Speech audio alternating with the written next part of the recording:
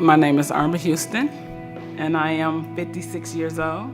I grew up in Cincinnati, Ohio, which I love. I love Cincinnati. My mother and father had 12 children. Our house was always full. We was always busy and doing things. A big family. We're close. We're still close to this day. I was active, very active. I had a house full of foster kids. I played volleyball a lot. I worked out, that type of stuff. My favorite thing is being able to share my home and my love with children that maybe wasn't loved the way I was. And that comes from my mother. She raised 12 kids and always took care of other people's children. So I think I got that from my mom.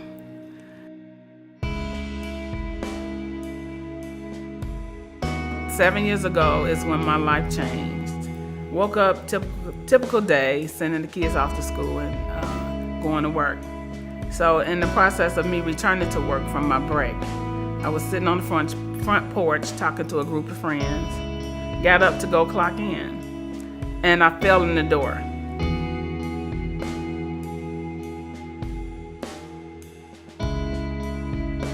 My sister Sarah, she called and said Erma was being rushed to the hospital.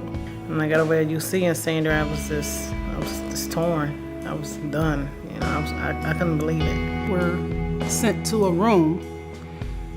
The chaplain, the doctor, and the social worker came in. They told us that she had had a stroke and that she was bleeding on the brain.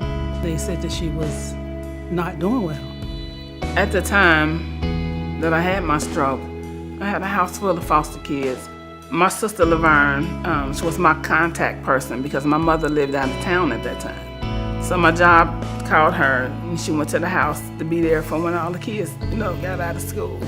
And then she called the kids' caseworker so they can come because they had to be replaced because she didn't know how long I was going to be in the hospital. That was hard. You want to panic, but I knew I couldn't. That, something had to be done.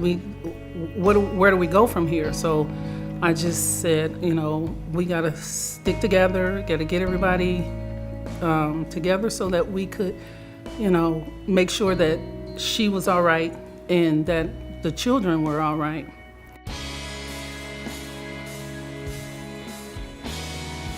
I remember going over to the Drake Rehabilitation Center. I guess that's when my family told me, that I had a stroke. I remember some of my struggles over there. That was hard because I couldn't talk for a few weeks, and trying to communicate with my family. That was very difficult.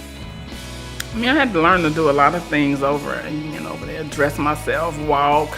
That was difficult too, very emotional.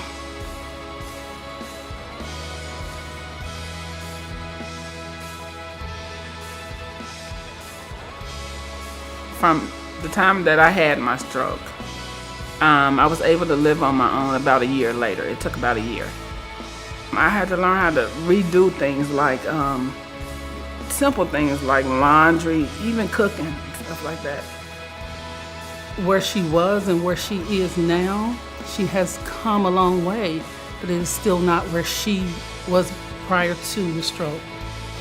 I had to learn how to drive again. And still learning new things, still striving to get better because I still have left side paralysis. What I want people to know is that just because you had a stroke, life doesn't end there.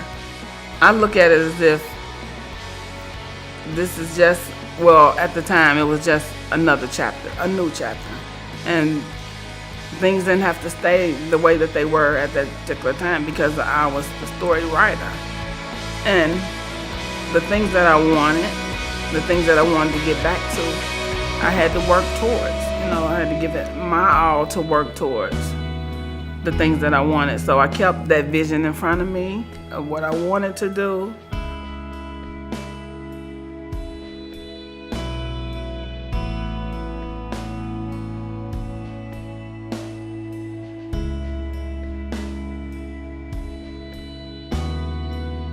I can promise you that it'll get better. Because even for me, it's been 6.5 years, and each year something is different. Because I'm not stopping. I'm not giving up.